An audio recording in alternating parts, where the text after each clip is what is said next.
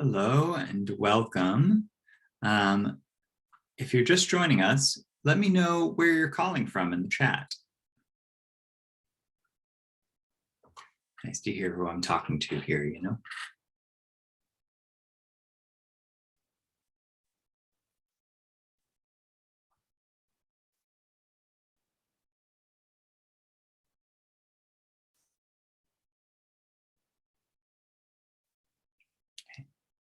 So, hi, my name is Jerry. I'm going to be your instructor for tonight's free prep hour.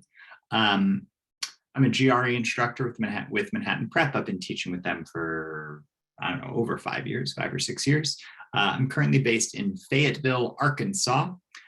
See, we've got somebody from Brooklyn. I used to live in Brooklyn, and now I live in Arkansas. And so what we're going to do tonight is I'm going to walk you through one kind of problem that you're going to encounter on the GRE. These are rate or work problems.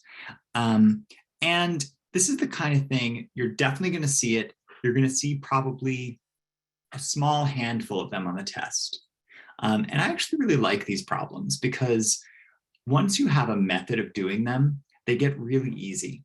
And if you don't have a method, they can be pretty confusing. So hopefully by the end of today, I'm going to start off kind of walking you through how we do these, and I'm going to show you the method that I like to approach them. And then we're going to work with increasingly difficult problems. So by the end, hopefully, you'll be pretty solid on this one kind of quant problem on the GRE. And then at the very end, I'm happy to take any questions that you have about the GRE, studying, or anything, really. So to start off with, rate problems. We're talking about something happening over time. Rate problems are going to be telling us a story about people doing work or people traveling some distance. And they're going to ask us about one of these things, about the rate it's happening, about the time that it takes, or about how much work or how much distance is covered. And all rate problems come down to this fundamental equation. Rate times time equals work, or distance if we're talking about speed. And a very simple rate problem might look something like this. This is a little more simple than we're actually going to see on the GRE. How long does it take for a car going 50 miles per hour to travel 200 miles? So we see we've got a rate right here. And that per is the sign that we're dealing with the rate in this case. And we've got a distance. And we want to know the time. Now, you may be able to look at this and just kind of do this problem in your sleep or find a way to do it. But I want to use this rather simple problem to show you the method that I want you to use on any rate problem, which is to draw a table. So we make a table that has the columns rate times time equals work. And our job then is to just fill in what they've given us and solve for what we need. So that how long tells me I'm looking for the amount of time. And I like to mark that in my table. They tell me it's going 50 miles per hour. So I just put 50 there in the rate column. And it's traveling 200 miles. What's nice about the table is now I don't have to worry about, oh, am I supposed to multiply these? Am I supposed to divide them? I already have my equation right here. 50t equals 200. And then I can solve for t, divide both sides by 50, and I get t equals 4. So I'd like you to try this out with another problem. And then we're going to make it a little bit more complicated and get into the kinds of problems we're actually going to see on the GRE. So give number 2 a shot and send me your answer when you have it, please.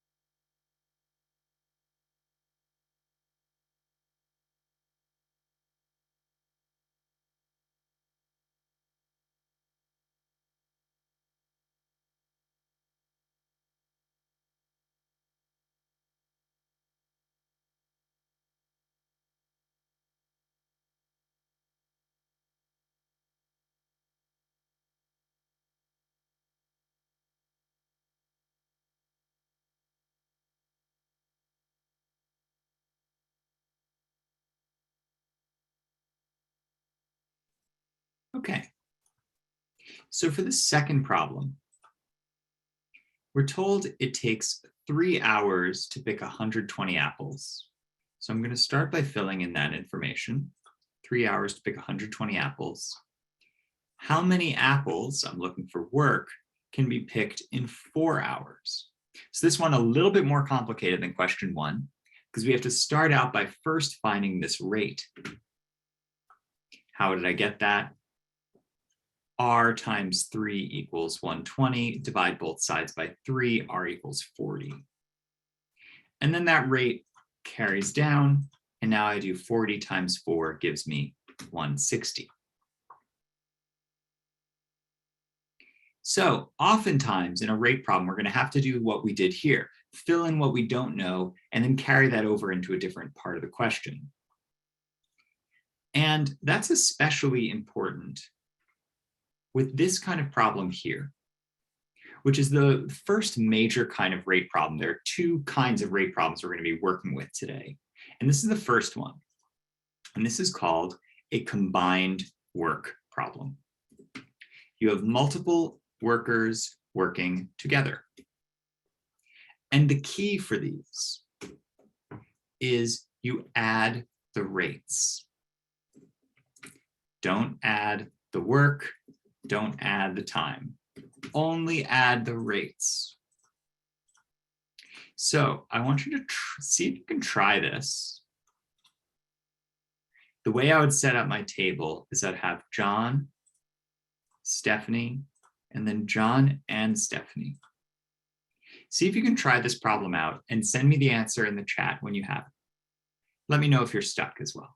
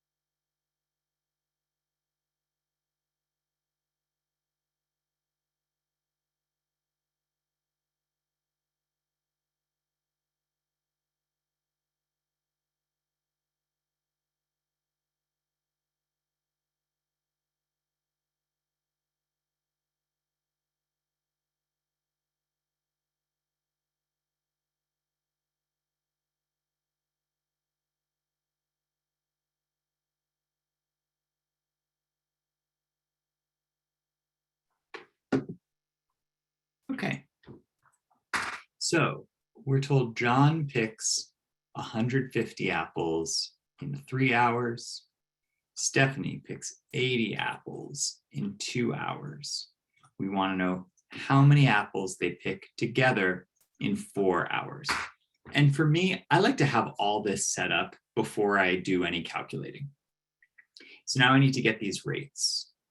Get 50 per hour for John. I get 40 per hour for Stephanie. I add those together, 90 an hour together. 90 times 4 gives me 360. So again, if we have our table, the table starts to do the thinking for us.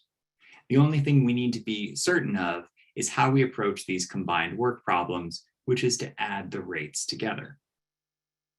Now, there's one more wrinkle we might encounter in these combined work problems, which is in a case like this. Here, what's happening is we're changing from one person to 6 people. And this is a particular case where we have multiple workers at the same rate. And that's the important part, that they're at the same rate, right? John and Stephanie at different rates. Here we have 1 person, 6 people. So we're just changing the number of workers. Usually we're talking about like robots in this case. We're going to change our formula and add to it an n, where n is equal to the number of workers. So we still draw a table, but the table is 1 extra column. So see if you can solve this and let me know your answer.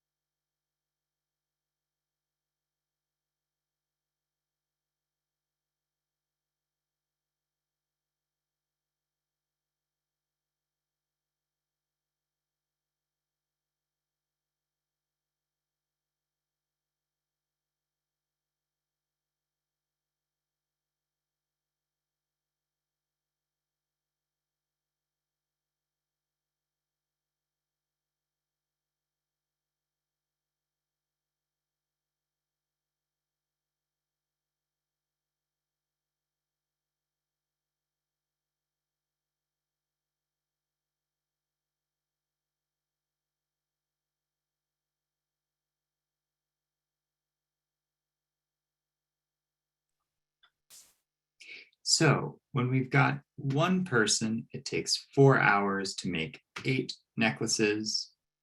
We want to know how many necklaces can 6 people make in 2 hours. So I first have to solve for my rate. 1 r times 4 equals 8. So r is equal to 2. I carry that down, multiply these across, and get the work is 24 necklaces. So we now have the basics.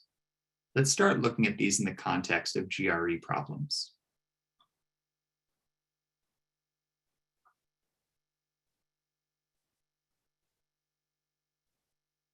Give this a shot and send me your answer when you have it, please.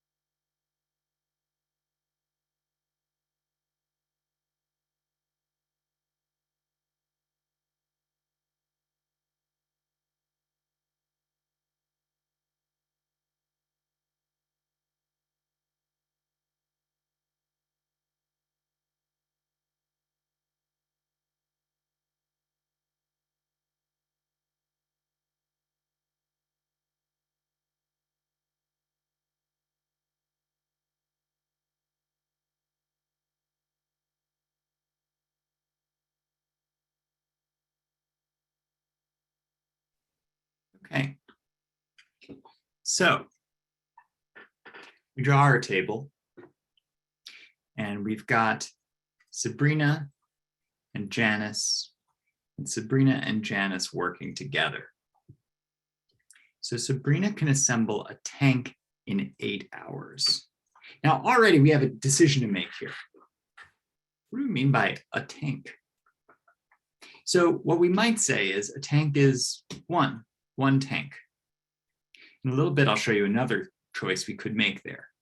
But let's for now say a tank, one tank. Janice can assemble a tank in 13 hours. Together, at their constant rates, they can assemble a tank in how many hours? So I'm going to need to get these rates first. So rate 1, this is going to be 1/8. This is going to be 1/13. And now I have to add them together. Now, I could do the really annoying thing of adding these fractions together, but why do that when I have a calculator? If you have to add annoying fractions on the test, you can use a calculator. You take the test on a computer and there's an on-screen calculator you can use. You can't do what I'm about to do, which is use my phone, but it's functionally the same in this case. So 1/8 would be 0.125, 1/13 would be 0.0769, and it goes on from there. But you know what? They're saying approximately how many hours. So I'm okay doing a little approximation. I add to that 0.125 and I get oh, what happened here? Okay, I get 0.2. 0.2x equals 1, or 0.2t equals 1. Divide both sides by 0.2, and I get t equals 5. And so my answer is B. However, I said we have a choice we could make about what to do with a tank. And I would say often on combined work problems,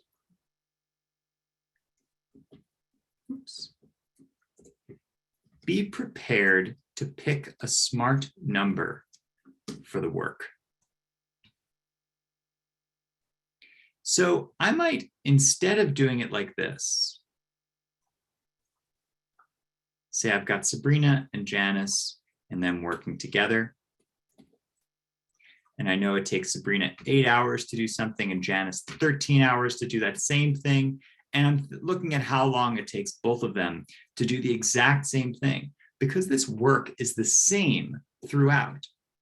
Oftentimes, instead of a tank, it would be like K tanks. They might give you a variable. Really common on these kinds of problems. An easy thing to do. Pick a smart number here. So I want to pick a number that's going to give me no fractions. So I just put in my calculator 8 times 13, which gives me 104. So I can imagine a tank holds 104 gallons or has 104 parts. It doesn't really matter because it's going to be the same throughout here.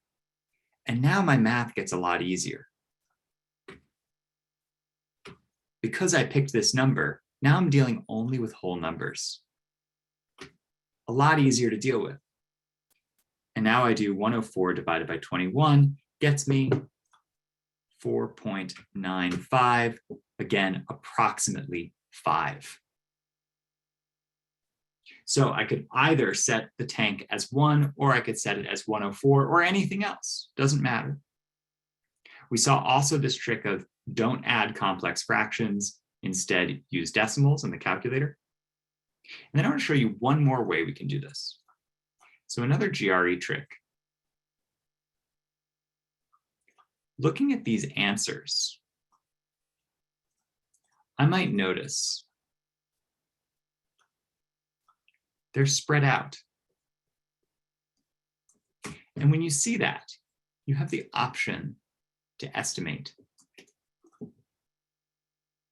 So let's look at these and see, is there anything I could get rid of before I go through all that work of calculating? Well, the first thing I might think is, if they're working together, they're going to do it faster than either of them individually. So I can get rid of the two that are more than 13. Notice the trap on 21, by the way. If you added the hours instead of the rates, you'd get that. Next, I might think, okay, Sabrina is pretty fast, Janice is pretty slow. But working together, Janice is going to help Sabrina somewhat. This feels pretty high. This feels like Janice isn't helping Sabrina at all. Another way to think of that exactly is, imagine we have the case where we have two Janices. In that case, it would take half as much time as one Janice. In other words, it would take 13 over 2, or 7.5 hours. So I know my answer must be less than 7.5, because I don't have two Janices, I have a Janice and Sabrina who's fast. So this is no good. I could also imagine on the other side, two Sabrinas. It would take half as much time as one Sabrina. So it would take 4 hours. So that means I know my answer has to be more than 4. So I'm looking for a number between 4 and 7.5. And in this case, only one of them does it.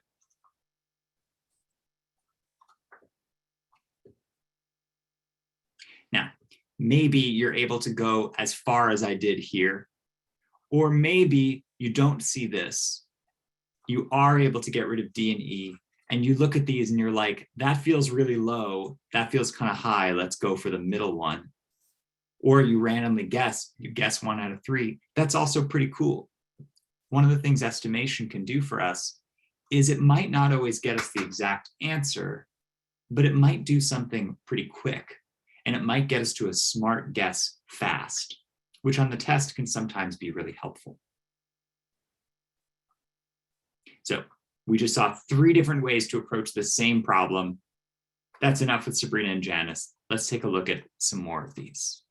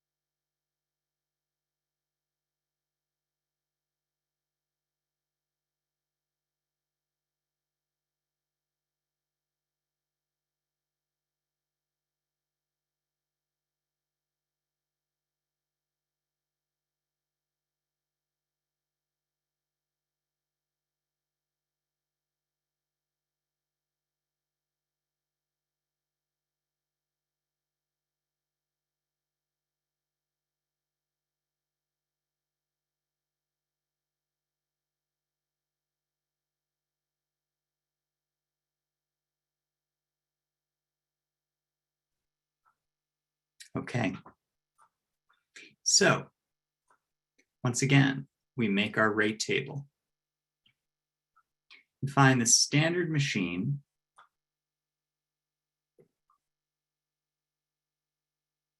fills the cans at a rate of 1 gallon every 4 minutes. The deluxe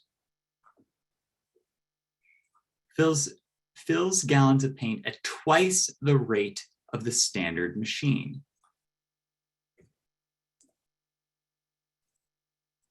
Just filling this in, and then I'm going to add numbers and make these things more specific, but it can be helpful to just kind of have the information out. How many hours, I'm looking for time, will it take a standard and a deluxe working together to fill 135 gallons of paint? So first thing I need is I need my rate over here. So I solve for that. And then if the deluxe is 2 times the standard, I get 0.5. Working together, I've got 0.75. Now, 0.75 times what equals 135? Do 135 divided by 0.75, and I get 180. And now I might be like, well, uh-oh, what's going on here? This problem snuck in one additional wrinkle we might see. Here we're dealing with time in minutes. We're asked for time in hours.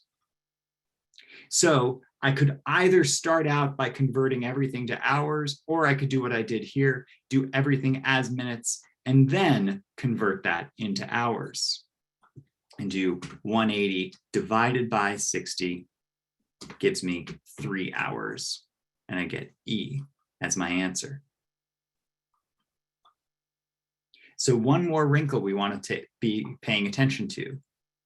Make sure to match units.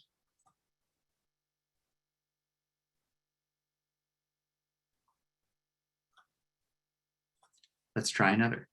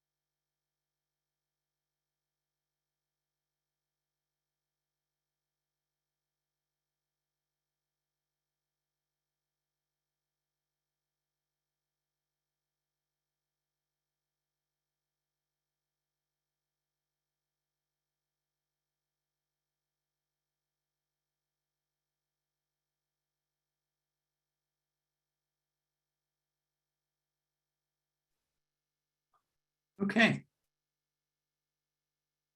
So once again, we draw our table. We've got Wendy, we've got Miguel. We know they're going to work together. This is another combined work problem. So Wendy can build a birdhouse in 15 hours.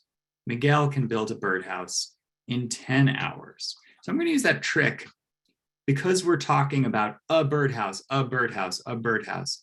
I'm just going to say, let's pick a nice value that's going to work easily with everything. And say, a birdhouse is 30. Because these are all the same, I can get away with this. I just want to point out, like, if this were 2 birdhouses, this would have to be 60 instead. Or if this were like a birdhouse in 15, he can make half a birdhouse in 10. I would again have to adjust those numbers, or it might just be easier to use like 1 and half and 2. But anyway, because these are all the same, I'm going to pick a nice easy number here that's going to make all my rate calculations super simple. 5t equals 30. T equals 6, and I've got my answer.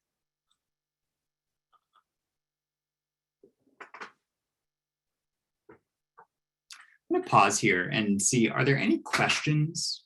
Are folks struggling with anything here?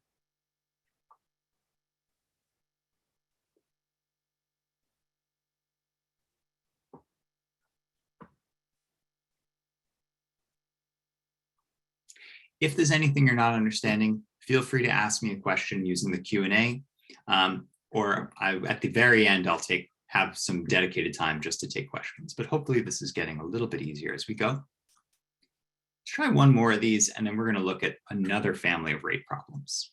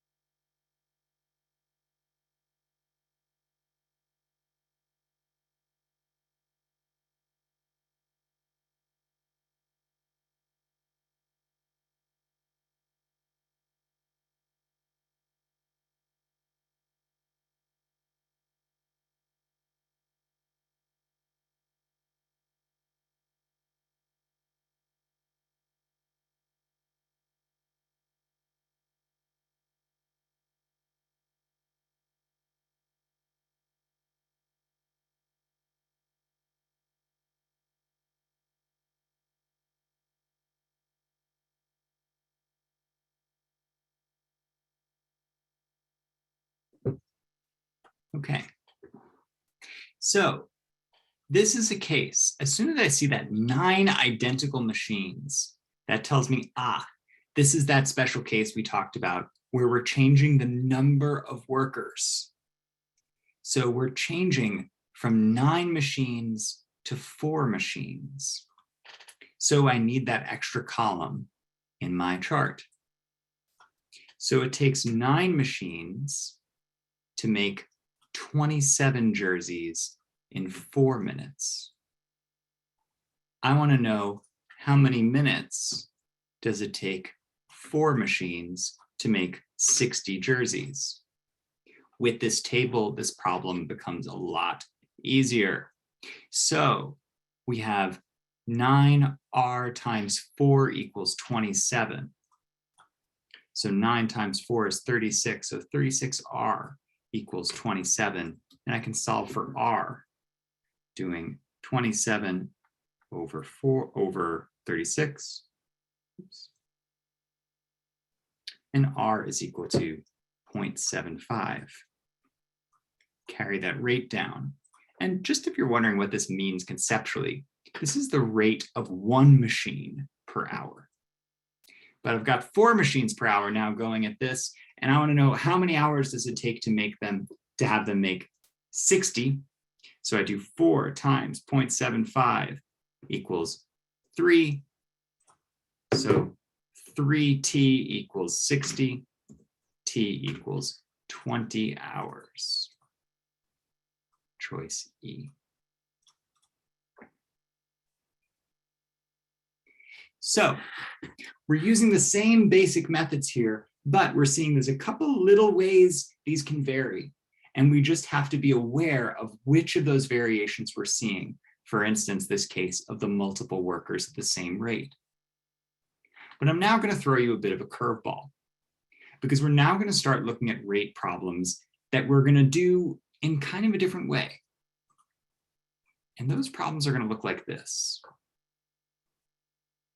So it took Marta 3 hours to complete the first 100 miles of a journey, but only 1 hour to complete the remaining 60 miles. What was her average speed for the entire trip? This is not a combined work problem. Instead, it's an average speed problem. Now, the very good news is that average speed problems are very easy to identify. They're going to ask you for an average speed. Great. There are other problems in the GRE, harder to identify, but this one, bam, you know what it is.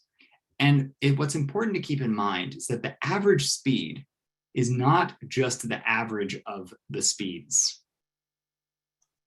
It is instead the total distance over the total time. This is the most important thing to know. So what that means is we're still going to make a table, but we need these values. Instead of adding the rates, we're going to add the distances and add the times. And again, I want to really caution you, don't just take the average of the rates. Instead, remember this formula and use this method. So let's see what that looks like here. So I draw the table. The first leg, it takes her 3 hours to go 100 miles. Second leg, 1 hour to go 60 miles. Now, I don't really care what these rates are. I don't have to find them. All I need is my total time and my total distance. And from that, I find my average rate. 160 over 4 gives me 40 miles per hour.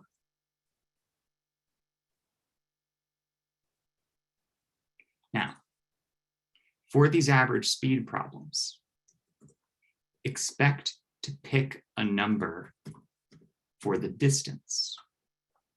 We saw before how on the combined work problems, we're often picking a number for work. Here we pick a number for distance. So keep that in mind as you go.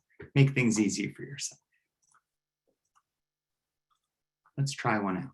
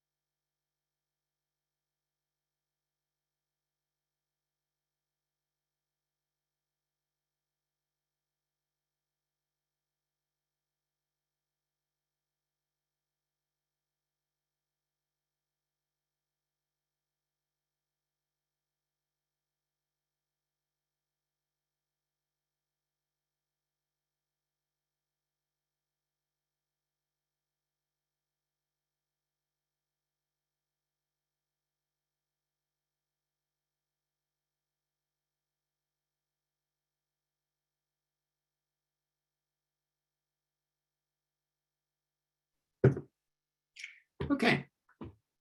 So I should have primed you a little bit for this. This is called a QC or quantitative comparison problem. And this is a weird kind of GRE problem where your goal is to compare the two quantities. And our choices on these are always the same. A means quantity A is always greater. B means quantity B is always greater. C means they are always equal. And D means it cannot be determined. Now, if you're interested in this kind of question, there are absolutely free prep hour lessons you can watch on YouTube that go into detail about these. Or if you take a class or do tutoring, you'll learn a lot about them. But for now, let's just keep in mind, our goal is just to compare these two. And to do so, we're going to make our table. So he goes from A to B at 50 miles an hour, and he returns at 60 miles an hour. And I want my average. So what that means is I need my distance, my total distance, and my total time. But I have a problem here because I don't have any distances or any times. Here's a case where I need to pick a number. So let's pick a nice, easy number for this distance.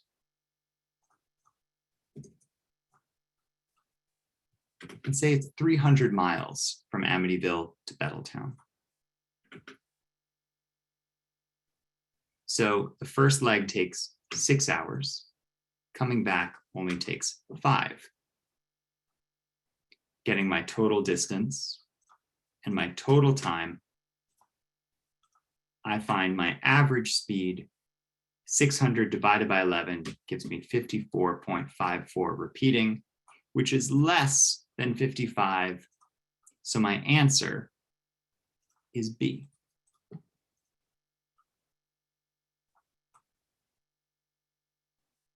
But let's take a second and ask, where did this value come from? Well, if I did this the wrong way and did in just 60 plus 50 divided by 2, that would give me 55. But you all know that that's not the right way to do these problems.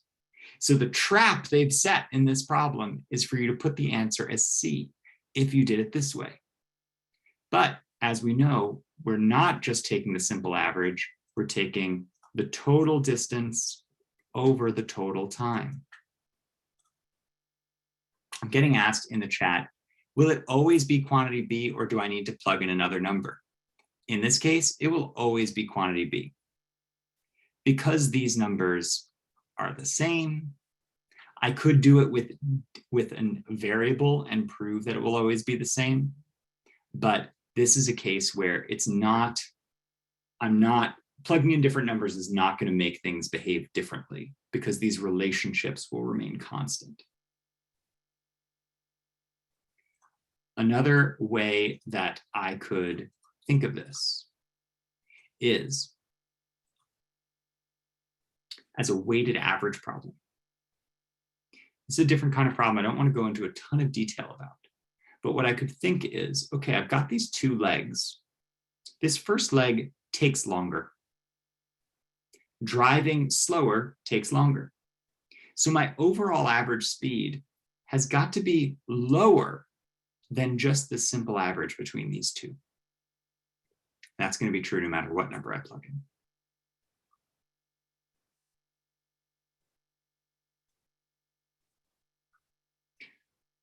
Now, because 2 people asked me this, let's just prove that this is the case here. And the way we could prove it, this is not how I would do it on the test, to be clear, but we can prove it using variables. Let's call this distance D. In which case the time it takes is going to be D over 50 here and D over 60 here. So my total distance is still 2d. My total time, I now need a common denominator. So 6d over 300, 5d over 300. I add these together and get 11d over 300. I do 2d over 11d over 300. Oof, it's a lot uglier, isn't it? So those d's are going to cancel. I get 2 over 11 over 100, or actually, let me make this a little bit, let me do that a little cleaner than that. Can say, oops, this is equal to 2d times 300 over 11d. Those d's cancel out. And again, I end up with what I had before, 600 over 11. With experience, you'll be able to see that this is a case where I don't need to test different numbers and try to prove D. But on many QC problems, that is what we're trying to do. But again, I want to just hammer home this lesson. Don't just take the simple average. Let's try another one of these.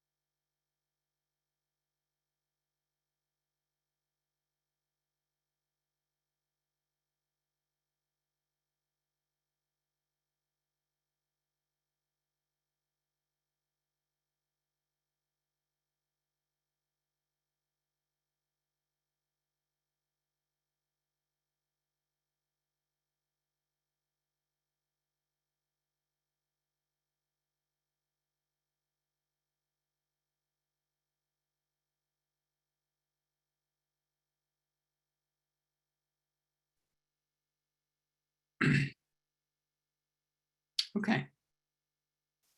So we've got 3 legs to this trip. And then we've got our total average column, row. For our first leg, he spends 4 hours going 30 miles an hour. He returns home going 40 miles an hour and goes back at 60 miles an hour. Now, it might be tempting to pick a distance here, but notice, wait a second, I've got both of these. I can't actually pick a number here. I have to find that distance and carry that over to the other legs. And then I can solve for the rest of the times. I get my total distance and my total time. 360 divided by 9 gives me 40, which is my answer.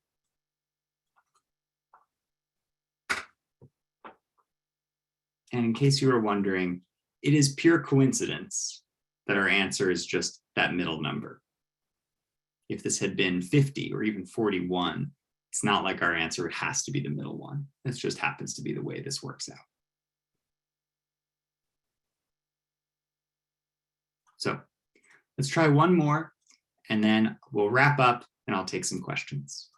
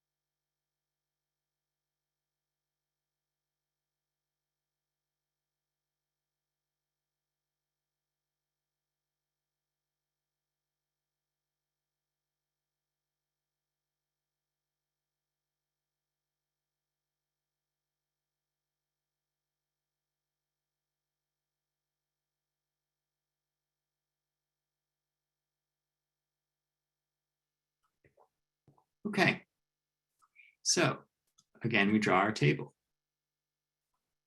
So for leg 1, she drives at 60 miles an hour. She returns at 70 miles an hour. We want the average speed for the whole trip, rounded to the nearest tenth. So this is a case, I'm not given any of these. I need to pick a number for D. So let's pick a nice easy number that's going to work for 60 and 70. How about 420? That way here my time is 7 hours. Here my time is 6 hours. I add these together, I get 840. Add these together, I get 13. And now something interesting happens. 840 divided by 13 gives me 64.61538, blah, blah, blah. And here, I need to pay careful attention to exactly what the question is asking. They want it rounded to the nearest tenth. The nearest tenth here would be that 0.6. So my answer must be 64.6. If I put 65 or 64.7 or 64.5 or 64.61, this would be wrong. It has to be rounded to the nearest tenth. So always have to pay attention to, on these fill in the blank questions, really pay careful attention to exactly what terms they want the number in. So to wrap up, for our rate problems, we have these fundamental equations. Rate times time equals distance, or rate times time equals work. We need to remember to match our units as we go. And for all of these, we learned we want to make a table. For combined work problems, we're adding our rates together. prepared to pick a number for work. For average speed problems, we are not taking the simple average of the speeds. We are instead adding the distances and dividing that by the added together times. And we are prepared to pick a number for distance. So that's the lesson for tonight. I hope you found this helpful. Again, this is only one kind of problem that you're going to see on the GRE, but I hope that you take some time, look through the video archive of these free prep hours, come to a free trial class, and I hope that your GRE studying journey goes great. So I'm now going to stop the recording, and I'm happy to take questions about anything we talked about, or anything else about the GRE or anything else on your mind.